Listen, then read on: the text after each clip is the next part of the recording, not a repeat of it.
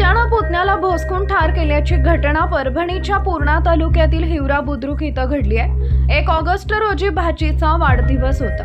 वाढदिवसानिमित्त कार्यक्रमाचं आयोजन केलं होतं। याच कार्यक्रमात चुलता दारू पिऊन आला आणि धिंगाणा घालू लागला।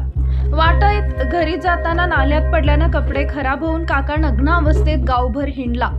त्यामुळे चिडलेल्या पुतण्यानं चुलत्याला चापट मारून घरी नेलं। चुलत्यानं या गोष्टीचा राग मनात ठेवला आणि 29 ऑगस्ट रोजी पुतण्याला चाकूनं भोसकून ठार मारलं।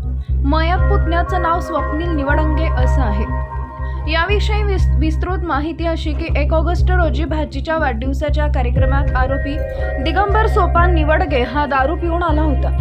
त्यावेळी तो लोकांशी वाद घालत होता। भाचीच्या नातेवाईकांच्या घरात दारू पिऊन घुसला, त्यामुळे घरातील लोकांनी त्याला बाहेर काढलं आणि घरी परत जात असताना दिगंबर नाल्यामध्ये पडला। त्यामुळे अंगावरील सर्व कपडे खराब झाले।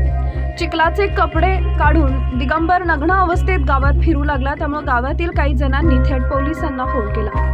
तेवढ्यात दिगंबरचा भाऊ देविदास सोपान निवडंगे व पुतण्या स्वप्नील निवडंगे हे दोघे तिथं आले। काकाच्या वागण्यामुळे चिडलेल्या दोघांनी दिगंबरला चापटा मारल्या आणि घरी घेऊन गेले। तेव्हापासून दिगंबर भाऊ आणि पुतण्यावर चिडलेला होता। 29 ऑगस्ट रोजी सकाळी 6 वाजेच्या सुमारास दिगंबर हा भावाच्या घरी आला आणि घरासमोर जोरजोरानं ओरडून दरवाजावर दगड मारू लागला। घरामधील सर्वांनी तसे न करण्याची विनंती केली, पण तो ऐकण्याच्या मनस्थितीत नव्हता।